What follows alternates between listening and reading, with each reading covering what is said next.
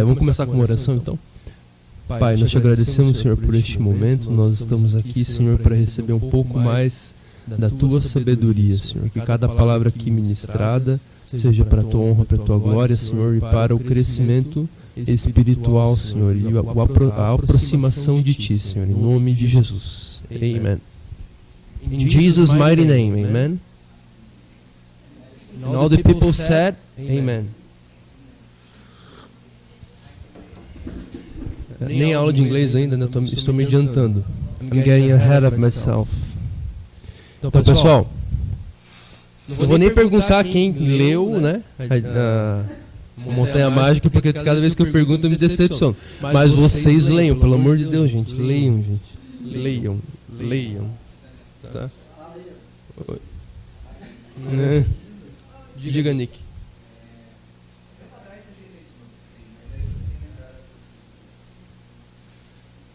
Mas não é para lembrar do que eu falei em aula, é para tu tomar nota das lições que eu dou, de metodologia de leitura.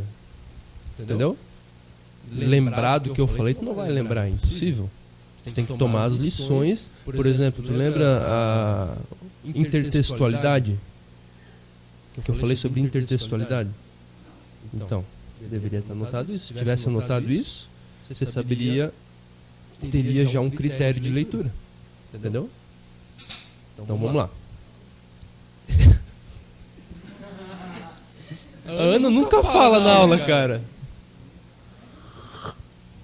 Então vocês se recordam que Joaquim e Hans Castorp chegaram às portas do Sanatório Internacional Berghof, né? Vocês lembram que eu trouxe uma imagem do sanatório ali da outra vez? Isso aqui, Christian, é nos Alpes Suíços, tá? Depois você leia a sinopse do livro, não tem tempo para explicar, mas é nos Alpes Suíços e são dois personagens aqui no momento principais, que é o Hans Castorp e seu primo Joaquim. E o Hans Castorp, ele sobe até os Alpes Suíços para ser tratado num sanatório, que é uma espécie de hotel onde as pessoas se curavam de doenças respiratórias, tá? Número 34. Logo à direita, entre o portão e o guarda-vento. Guarda-vento é uma estrutura que fica à frente das portas abertas para proteger a entrada de algum lugar do vento, tá? Achava-se a guarita do porteiro. De lá onde estivera lendo jornais sentado em frente ao telefone, veio ao encontro dos recém-chegados um criado de tipo francês, vestido com libré cinzenta igual a do homem coxo da estação. O que é libré? É a roupa de criado, né? Uma espécie de roupa de um criado. E conduziu-os através do vestíbulo bem iluminado, onde à esquerda ficavam os salões. Ao passar, Hans Castorp lançou um olhar para dentro, notou que estavam vazios e perguntou onde é que estavam os hóspedes. Cumprindo o repouso, respondeu o primo. Fui dispensado porque queria receber você. Normalmente também me deito na sacada depois do jantar. Pouco faltou para que Hans Castorp voltasse a estourar em risos. Por que ele achou isso tão engraçado, gente?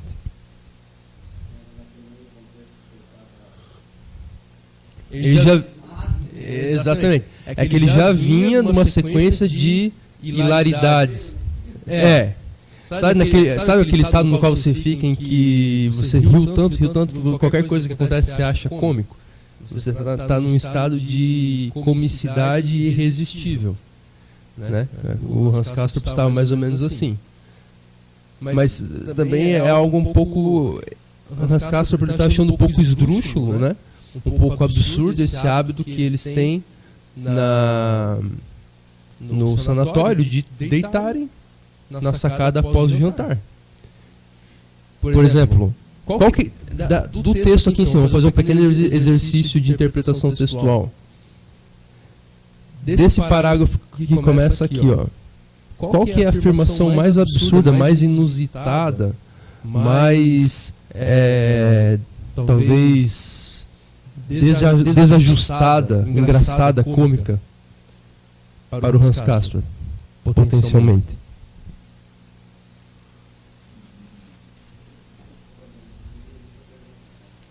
De tudo que o primo dele... Porque você vê que ele quase estourou em risos de novo, certo?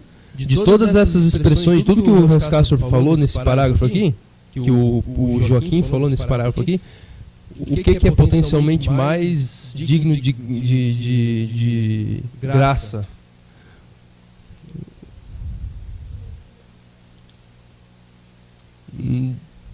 Não, isso é natural. Natural que ele queria ver o primo e o... Também, mas não é isso. Não, de graça o cara estava rindo. O que é cômico, potencialmente mais cômico para o Hans Castorp aqui em cima. Isso também, isso é cômico, sem dúvida. Isso é cômico. Por que não? Percebam o seguinte, agora para responder essa pergunta, a resposta não está no texto. A resposta não está meramente no texto. A resposta, isso que vocês têm que começar a entender, gente. Isso, exatamente. A resposta não está no texto. A resposta está no cenário imaginativo que o autor está pintando. Se você imaginar o cenário que ele está pintando, você vai saber por que o Hans Castorp quase estourou de rir. Compreendem? Isso é com qualquer leitura. Você tem que imaginar o objeto ao qual o texto está se referindo. Todo texto se refere a uma experiência na realidade, a um lugar na realidade, a um objeto na realidade, a uma experiência que alguém teve, a uma ideia concreta que alguém teve. Entendem?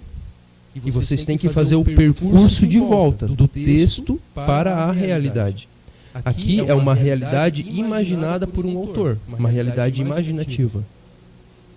Se você remontar esse universo imaginativo do Thomas Mann, a partir da leitura, você vai compreender a razão de ser. Estava aberto? Não tem mais nenhuma janela aberta aí, será? Dá uma olhada ali. Aí o ar não dá conta mesmo, né? Lá, né? Tá aberta, né? Obrigado, Gil. Então, percebem? Percebem qual que é o método mais eficaz de se compenetrar da razão de ser de qualquer elemento textual, por mais esquisito que seja? Se você ficar só no nível textual, verbal, lógico, aquilo que o autor disse com todas as palavras, você jamais vai entender certos elementos. Às vezes o autor nem fez alusão a algo.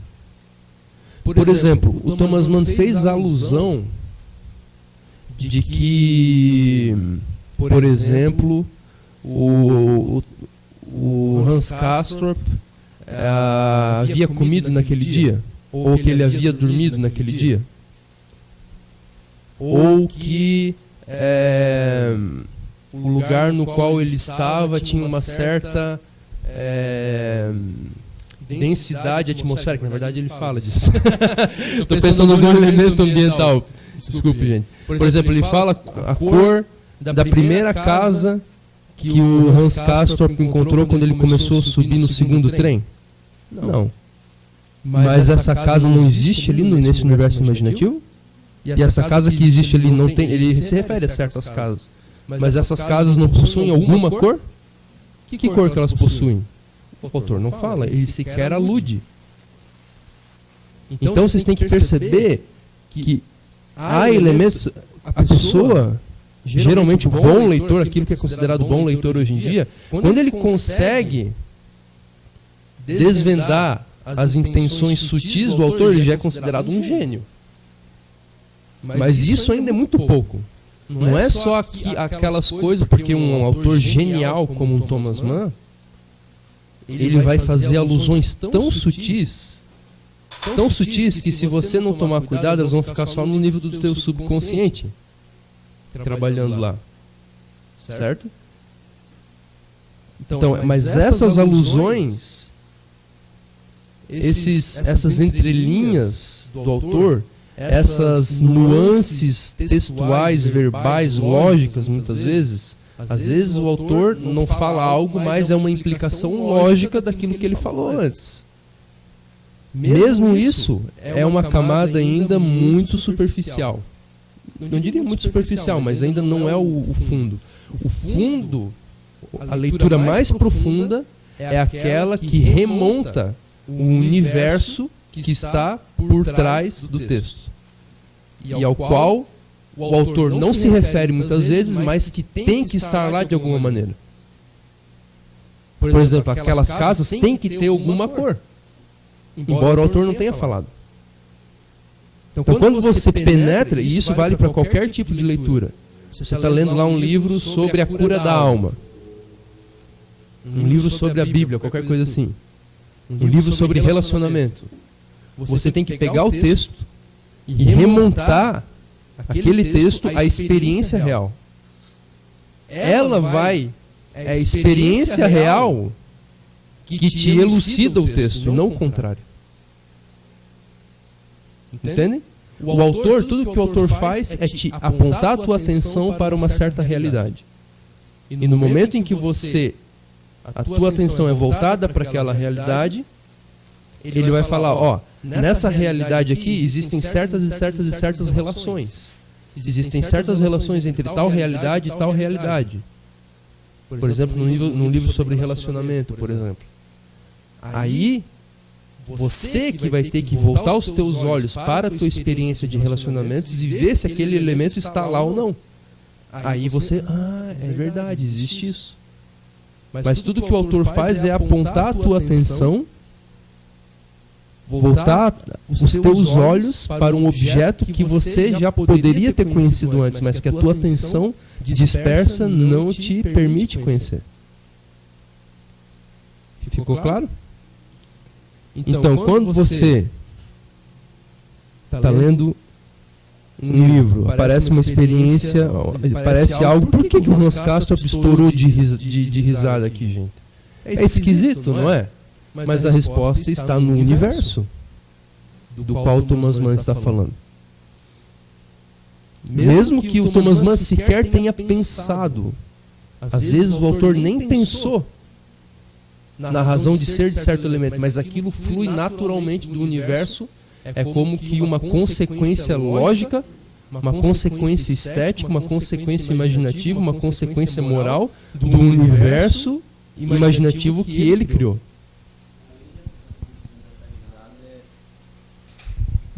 Me corrija se estiver errado, né? Mas a minha interpretação nessa risada é quase que aquela risada assim, cara, eu tô ferrado.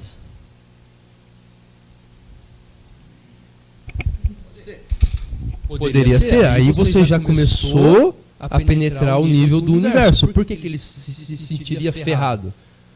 Porque é um lugar inóspito, certo?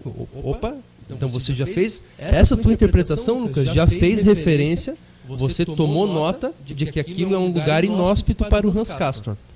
Portanto, ele pensou, estou ferrado, tá vendo? O Lucas pegou um elemento do universo que o Thomas Mann criou e usou para interpretar a risada. Mas eu acho que está errado. Porém, é muito inteligente. Porém, não é uma risada nervosa. Não é uma risada nervosa, é uma risada, aquilo que se chama alívio cômico, comic relief, né? Que é você rir para não chorar. É o nosso básico, rir para não chorar. Rir para não chorar, é. Eu creio que o elemento de hilaridade aqui está no seguinte fato. Você sobe os Alpes suíços, num dos lugares mais chiques do mundo, para onde toda a aristocracia e alta burguesia da Europa aflui nos meses de inverno para passar a temporada e se curar. Isso corresponde mais ou menos hoje a um grande hotel em Paris ou alguma coisa assim, entenderam?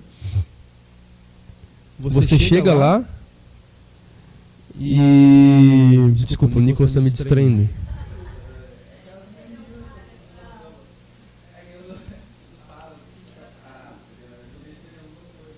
Meu Deus, cara.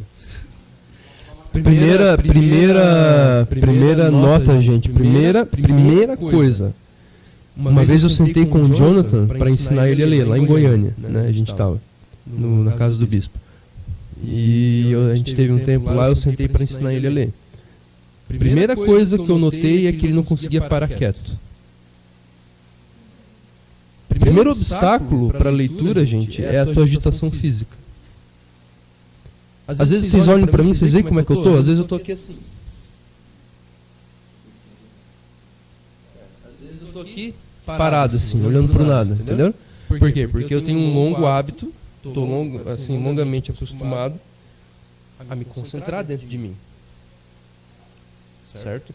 Se você não tiver, se você não possuir a concentração física, a centralidade física, a serenidade física, você nunca vai aprender a ler. Nunca. Você pode fazer o escarcéu, você pode fazer tudo, você pode estudar com, sei lá, pode estudar no Lycée de France, alguma coisa assim, você nunca vai aprender. Então, primeira coisa, não estou te dando bronca, tá, Nick? Eu estou falando que é algo que eu estou tomando como ocasião para dar esse conselho para vocês. Primeira coisa que eu falei pro Jonathan falou assim, cara, eu tento ler às vezes, eu paro, mas eu não consigo, cara, não sei o que. Eu falei assim, Jonathan, primeira coisa, você para tudo o que você está fazendo quando você for ler. Você se tranca numa sala confortável. Primeira coisa, você tem que ter conforto físico. Confortável. Você se senta na frente do computador sem distrações, tranca a porta, combina com a Mari de ficar 15, 20 minutos sem falar com você, exceto em caso de emergência extrema.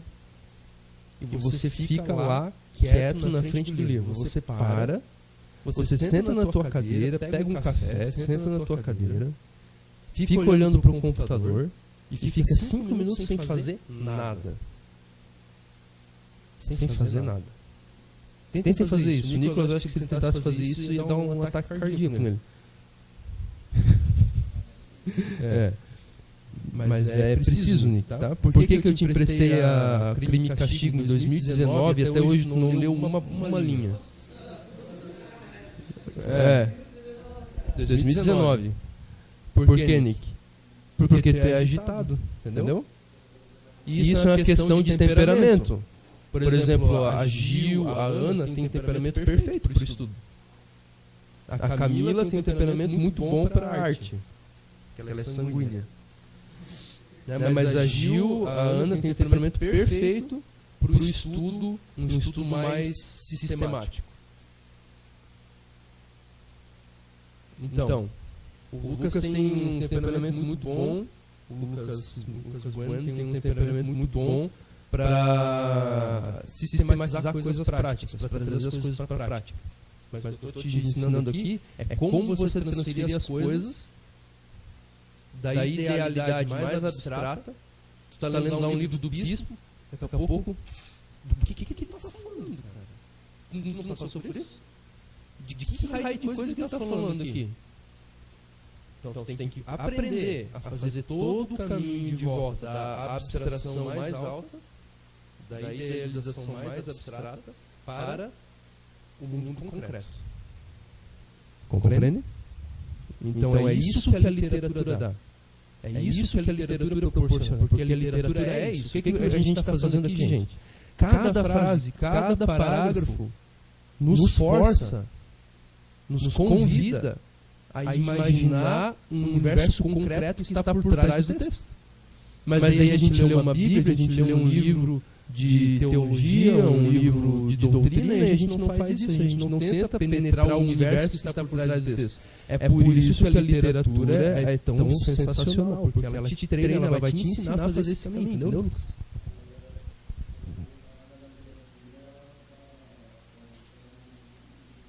Exatamente.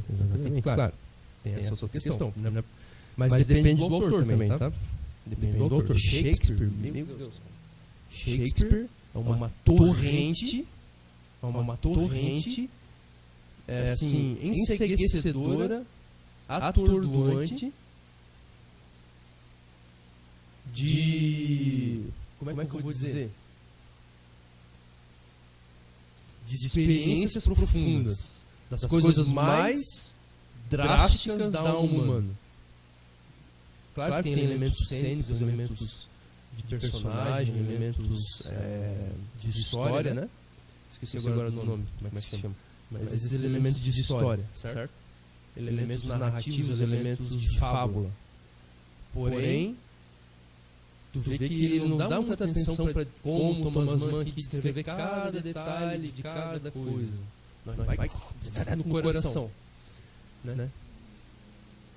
O Thomas Mann também é detalhista, também é profundo, só que ele chega à profundidade de uma maneira diferente, entendeu? Ele vai narrando, você vê a realidade espantosa das coisas por detrás dos detalhes mais comuns.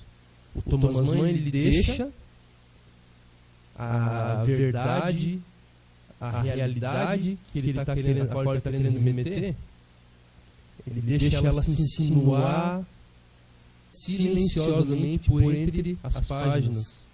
E quando você vê, você está... Você percebeu que... O Shakespeare não. Shakespeare vem e te mete uma adaga no coração direto. Leia Shakespeare. Shakespeare é muito difícil para quem não... Eu sugiro que se você quiser ler Shakespeare, você comece lendo os sonetos. Alguns sonetos são fáceis de entender. Não, aliás, eu acho que é fácil para mim. Não, é que, como eu digo, eu sou a pessoa que estuda inglês, entendeu? Mas eu sugiro, cara, que você comece pela Megera Domada, Tem True. Tu vai babar de rir, cara. Tá, se você entender, né? Você baba de rir. É muito engraçado. É um homem que faz uma aposta com seu amigo de que ele consegue ter uma mulher chamada Catarina, né, italiana, e ela é uma daquelas italianas teimosas, cabeça dura, de personalidade extremamente colérica. E ele aposta com um amigo dele que ele pode conquistá-la e domá-la, fazer ela dançar bonitinho, se tornar uma mulher submissa. E todo o livro é acho que é Bruno o nome dele, agora esqueci o nome do cara.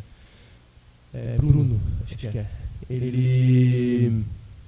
O livro inteiro é ele domando a Megera.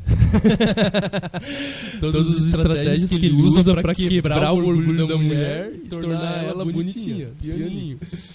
Consegue no final, mas é muito engraçado. As cenas que acontecem, cara, meu Deus do céu. Então, mas é um livro mais, é uma das comédias de Shakespeare, né? Agora as grandes tragédias e tudo mais dele, Hamlet, né? Cara do céu. É sensacional. Sensacional. Cara, é uma das experiências mais profundas que o ser humano pode ter na face da Terra, é ler Shakespeare. E entender, né? Você vai ver... muitas das coisas que eu entendo sobre o amor, sobre a profundidade da alma humana, é de peças de Shakespeare. Ele te inspira. Tu toma uma paulada, entendeu? Um raio de luz vem e brilha na tua frente, que nem um anjo caído do céu. É verdade, gente. E você fica que nem Moisés. Você fica cego por 40 dias. 40 dias? Moisés ficou cego? Moisés ficou cego? Não, perdão. Não, as pessoas não conseguiam olhar para ele, né? Enfim, tudo bem. Mas você fica... Perdão. As pessoas não conseguiam olhar para ele. Calma. É muito... Calma. Confundi as vozes. Peraí. Deixa eu só concluir meu pensamento.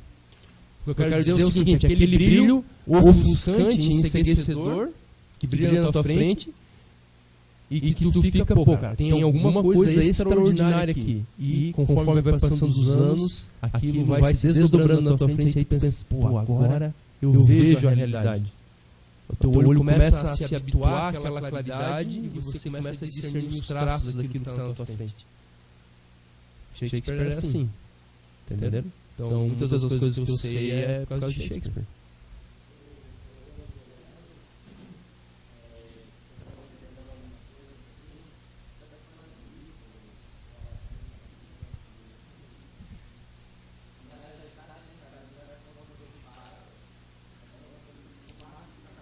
Maravilhoso. Isso é o sinal de uma inteligência viva dentro de você, Lucas. A pessoa que lê, claro. A pessoa que lê... É que nem na escola, gente. Gente, é que nem na escola. Na escola... Uma vez eu estudei num colégio federal lá em Curitiba, né? E o colégio federal, assim, tipo... Aquele colégio federal, tipo, era só a nata de Curitiba, o pessoal de colégio particular, né, que estudava lá, né? E eu era o único aluno que não tinha vindo de Curitiba, o único aluno de escola pública que estava estudando lá, né? Eu fiz um concurso lá, passei e fui estudar lá. Cara, naquele colégio, mano, o pessoal, tipo, teoricamente, de ok, né? Cara, durante as aulas, o professor falava algumas coisas, professor de física, principalmente física, né? Que eu gostava mais na época física, né? Mas bastante de matemática, de português, biologia. O professor falava certas coisas lá na frente e todo mundo tava de boa, cara. Entendeu? Todo mundo, ninguém tinha nenhuma pergunta, ninguém tinha nenhuma reação. E eu tava em crise. Não, cara, eu não entendi nada. Eu não entendi nada. Então eu pensava assim, ou eu sou mais burro do que todo mundo, e eu não estou entendendo nada, e todo mundo acha tudo natural, é natural que as coisas sejam assim. Né? Por exemplo, a professora de biologia ensinando sobre o funcionamento da mitocôndria. A mitocôndria faz assim, assim, assim, assim, assim. A mitocôndria é o centro de energia da célula. Pronto. Todo mundo estava satisfeito com essa explicação. Mas como assim, centro de energia da célula? Como que ela manda energia para o resto? É através dos ATPs. Mas o que esses ATPs fazem? Nos ribossomos ou sei lá das quantas? Calma, e o que está por trás de tudo isso determinando que seja assim, poxa vida? Elas sabem, cada partícula sabe que tem que ir para tal lugar? Tem a alocação de energia, a mitocôndria faz a alocação de moléculas de ATP para todas as organelas dentro da célula. Tá, e daí? Qual que é o centro inteligente que está fazendo isso? Ninguém se perguntava essas coisas. E eu estava lá em crise, me achando um burro. Eu pensava que todo mundo sabia dessas respostas, entendeu? E eu era o único burro que não entendia. Mas assim, quando eu fiz uns 20 anos de idade, mais ou menos 19, 20 anos, eu percebi que todo mundo não estava entendendo nada. E eu era o único que eu percebi que, assim, para você ficar em dúvida, você precisa ser muito inteligente. Para você ficar nesse estado de agitação, de inquietação, por causa de algo que você leu, você precisa ser muito inteligente. Se você fica apático, é aquilo que eu falo, gente. Se você está lendo e nada te chama atenção, entendeu? Nada te causa crise, nada te... Aquilo que Aristóteles fala, o conhecimento começa com um espanto. Se você não tem inteligência, né, nem para ficar espantado, nem para... Opa, tem alguma coisa errada aqui. Não, peraí, como é que é isso? Entendeu? É porque a tua inteligência está dormente, não é que você é burro, a tua inteligência está dormente.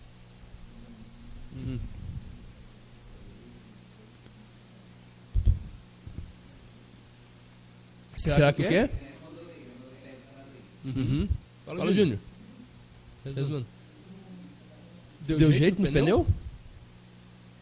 É? Continua, Nick.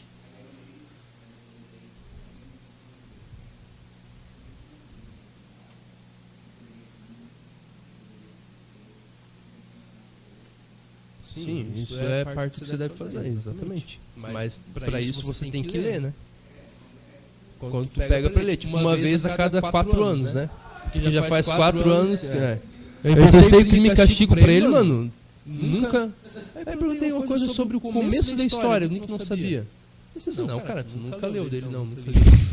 Nunca! Nenhuma vez, mano.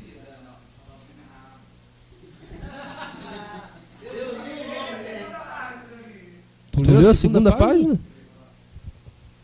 É. Eu li a segunda página e diz Editora Globo, tá ligado? Onde você parou, Nick? Eu parei no Edições Globo 1956.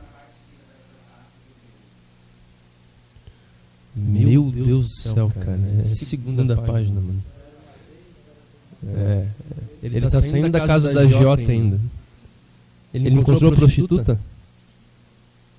E o bêbado começou a mexer com a prostituta do outro lado da rua, é isso? Tá. Mas é isso que acontece. É isso que acontece. Tá. Então, gente, voltando aqui, então perceberam? É aquele negócio, é que nem no poker.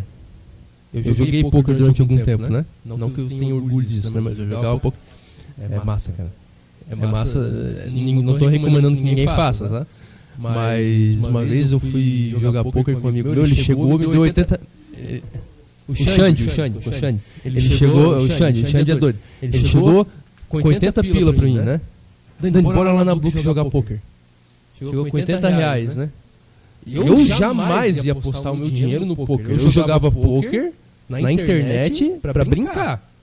Tudo com ficha fictícia, né? Aí... Mas eu gostava de assistir o World Series, né? Aí ele chegou com 80 reais. Bora lá na Brook. Mas me encheu o saco. Eu falei, tá, vamos. Ele entrou com 80 e eu com 80. Primeiro ele queria que eu fosse, né? Depois dele tanto insistir, ele viu que eu não queria ir, daí ele me ofereceu 80 reais, né? Cara, eu saí de lá, mano, com 950 reais, vamos coisa assim, né? Na Brook, ali na frente do posto MC ali no Garcia. Bora lá. Brincadeira. Estamos quase combinando aqui, né? Misericórdia. Corta essa parte, viu, Alan? Pastor não ouvir. E aí, gente, não, tô falando do meu passado podre, né? Cara, isso que eu perdi uma mão, se eu tivesse ganho uma mão lá, cara, eu perdi uma mão que ia dar uns 1.500 reais, mais ou menos, tudo, né? Os caras eram muito burros, cara. Sério, os caras são muito burros. Não tinha um... Meu, cara, tinha uns velhos que chegavam de BMW lá, mas os caras, eles vinham pra te dar dinheiro. Eles vinham, ele pegava, perdia tudo, ficha. E eu lá sozinho, né, cara? Então... Não, tem uns caras que jogam bem até, né? Mas, cara, eu levava jeito pro negócio, cara. Então, mas é aquele negócio no poker. Tem um ditado no poker que diz assim: se você senta numa mesa de poker e você não sabe quem que é o bobo, é porque o bobo é você. Entendeu? Então na leitura também, se tu tá lendo e tu não sabe qual que é o problema, é porque o problema é você. Entendeu? Não é que você, se você não sabe qual que é o problema, se você nem sabe que tem um problema. Entendeu?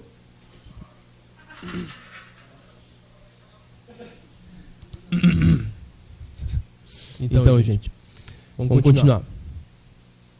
Então, tá. Enfim, eu tava explicando aqui. Então, como vocês veem, essa aula aqui não é pra gente ler a Montanha Mágica. Isso vocês fazem em casa. Essa aula aqui eu tô ensinando vocês a ler, certo? Por isso que a gente não se preocupa em ler um parágrafo só, uma linha só, entendeu?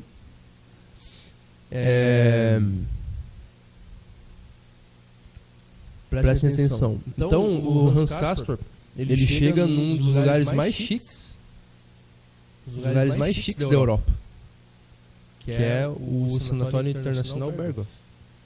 Um dos lugares mais pitorescos, mais bonitos da Europa. Imagine, você pode... O tamanho, e isso que ele chegou na primavera, imagine a quantidade de atividades que você não poderia estar fazendo ao ar livre. Imagine a quantidade de atividades que as pessoas não poderiam estar fazendo nos salões. Ele não passou por salões. Imaginem a gala e a sofisticação desses salões. Olha só. Primeiro que vem um criado de tipo francês, todo chique. Não é o lugar mais chique da Europa. Libra cinzenta, né, conduziu através de um vestíbulo bem iluminado. Vestíbulo é um recinto bem iluminado, onde à esquerda ficavam salões. Imagine, salões no plural.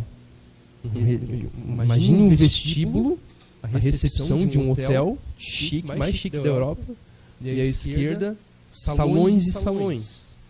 Salões de festa, salões de jogos, salões de comer, certo? De refeição. Imagine toda a pompa do lugar.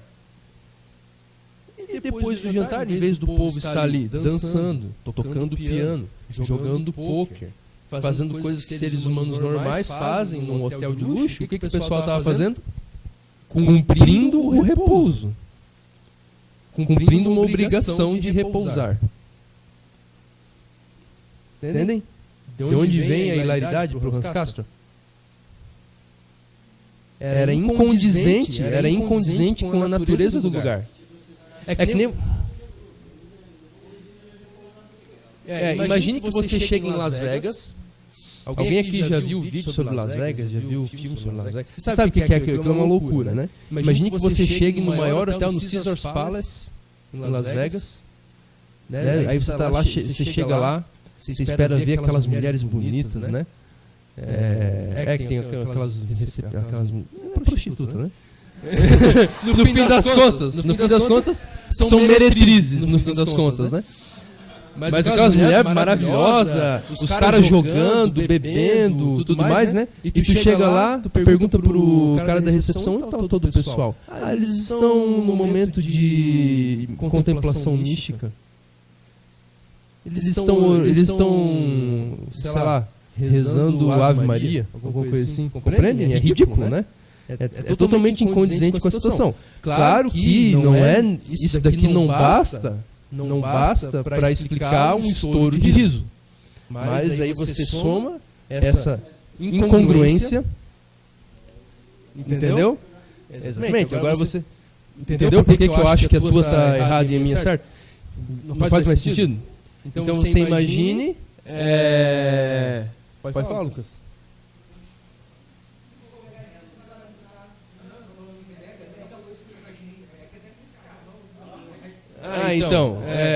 Imagine você chega lá e o pessoal tá tudo andando de jumento.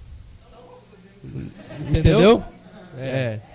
Essa questão. Entendeu? Qualquer observação que vocês têm, pessoal, falem alto, não tem problema em interromper a aula. O problema é interromper a concentração do professor. Mas interromper a aula não tem problema, tá? Então é por aí, gente. Então vocês percebem que é uma incongruência. A incongruência, a coisa não combina, o lugar não combina com um repouso, as pessoas cumprirem um repouso. Só que você, agravante a isso, tá o quê? O fato do Hans Castro já estava achando aquele lugar todo esquisito. O primo dele mesmo estava esquisito, certo? O primo dele mesmo havia pego uma substância esquisita do bolso que ele disse que todos tinham que tomar. Lembra? Então, pronto, você agora você entende essa frase. Isso que é interpretar esta frase aqui. Tudo que eu fiz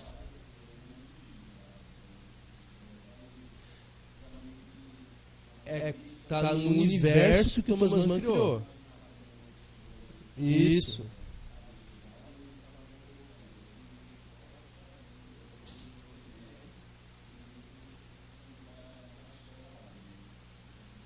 É um bom modo de ver, tá vendo? Você já está lendo a história também. É isso aí. Você está pegando um elemento extratextual, um elemento que está no universo imaginativo, entendeu?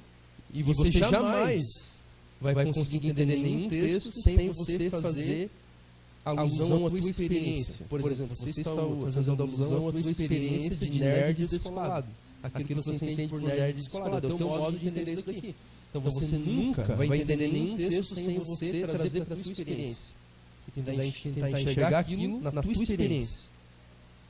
Aí aquele texto vai expandir um pouco mais a tua experiência. É para isso que a leitura, que o conhecimento funciona. É para isso que ele existe. Não para te enfiar uma verdade descrita no texto, mas para alargar um pouco mais o círculo da experiência que você já tem. Entende? Existe um velho ditado, não lembro que filósofo falou isso. Ele falava assim, por onde eu começo? Ele falava assim, comece cavando no chão onde você está. É aí que começa a sabedoria, começa todos os estudos. Todo estudo começa você cavando debaixo dos teus pés no chão onde você está pisando. Que é a tua experiência. Compreende? Então você sempre tem que usar... Por que as pessoas não entendem os textos? Porque elas não usam a sua experiência própria para entender o texto e daí reciprocamente o texto para elucidar ainda mais e expandir a sua experiência. Entende? As pessoas não conseguem fazer a conexão entre uma coisa. Elas acham que não tem nada a ver. O cara está lendo um livro sobre cura da alma, mas ele nunca vai entender porque ele não faz alusão à sua experiência real. Que ele já sabe. Entenderam? Os gregos também falavam assim, O único modo de conhecer as coisas é você partindo daquilo que é mais conhecido para o que é menos conhecido. Você nunca vai descobrir nada na sua vida se você não partir daquilo que você já conhece. Entenderam? Então você parte daquilo que você conhece em direção do desconhecido. E a leitura é isso. Você vai partir. Opa, se você está lendo o livro, é porque você não conhece, você pressupõe que você não sabe aquilo que está no livro. Senão seria uma mera perda de tempo, certo? Você lê. Isso acho que nem isso as pessoas fazem. Acho que elas leem pelo mero fato de ler, de se sentir bem porque está fazendo algo que a televisão fala que é bom. E eu digo para vocês, ler não é bom. O hábito da leitura não é bom. O hábito da leitura geralmente só torna as pessoas mais burras ainda. As pessoas mais burras que eu encontrei na minha vida eram pessoas que liam bastante. Liam muito. Entender, compreender faz bem. Ler não, necessariamente. Entendem? Então, onde é que eu estava? Compreenderam como é que se pega um elemento não textual, gente? Compreendem como que um elemento do universo imaginativo que o autor cria, nesse caso aqui, ele elucida um elemento do próprio texto? E igualmente vocês vão fazer isso num livro teórico. Vocês vão pegar um elemento no livro de literatura, a que universo o autor está se referindo? Ao universo imaginativo que ele criou. Num livro que é sobre a realidade, um livro teórico, sobre algo que existe. Qual que é o universo ao qual ele se refere?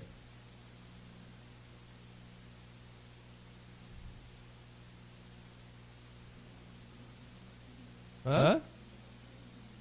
Não. É o universo real, gente. A gente vive esse universo aqui. Entendem? O universo no qual todos nós vivemos. Então, no caso de um livro de literatura, o universo imaginativo que o autor criou vai elucidar tudo que ele está falando. No caso de um livro teórico ou sobre qualquer assunto, é o universo real e a tua experiência nesse universo real que vai elucidar o que o autor está falando. E reciprocamente. Entenderam? Aí, a tua experiência vai alargar um pouco com aquela leitura. Ela vai se tornar um pouco mais transparente, um pouco mais límpida para você. Aí você aprendeu algo. Você não precisa conseguir escrever tudo que o autor escreveu. Você não precisa falar as coisas com as mesmas palavras que ele falou. Você só precisa que aquele livro torne a tua experiência da vida, teu entendimento das coisas, um pouco mais amplo. Pouquinho coisa, não é muito. As pessoas também querem pegar qualquer livro e entender tudo. Não é assim, gente, que funciona. Tu pega um livro, às vezes é um ponto lá dentro que tu, meu, cara, isso aqui eu entendi, cara, isso aqui faz parte da minha experiência agora, meu, cara do céu, eu sempre vi isso e eu não conseguia descrever. Exatamente, esse é o ponto desde o qual você tem que partir. Fica naquele ponto e medita acerca daquilo, vai começar a destrinchar. Confia no poder da tua inteligência. E tu vai ver que vai começar a destrinchar aquele assunto. Daqui a pouco tu vai ler o livro uma segunda vez, tu vai entender 10 vezes mais coisas. E assim vai. Aí vai se tornando cada vez mais fácil. Eu quando leio um livro, por exemplo, eu leio um trecho do Thomas Mann, entendeu? Eu tenho um suporte de 300 livros que eu já li para me ajudar a compreender esse trecho aqui. Por isso que para mim é tão fácil também. Entenderam? Se torna cada vez mais fácil, porque a tua experiência, ela ajuda, é que nem no quebra-cabeça. Quanto mais tu monta o quebra-cabeça, mais fácil fica de você montar o quebra-cabeça, não é? No começo é tudo assim, uma mistureba de peças incongruentes, parece que tu nunca vai resolver. Tu começou a formar uma imagem, a própria imagem começa a te elucidar onde vão as peças. Não é assim? Então é exatamente isso, assim na vida do conhecimento, na vida da leitura, na vida dos estudos.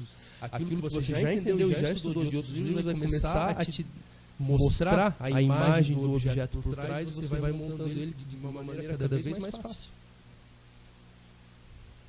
Compreenderam como funciona? Amém? Então vamos fazer uma pausa de 5 minutos, tá, gente? E aí a gente volta pra aula de inglês, certo?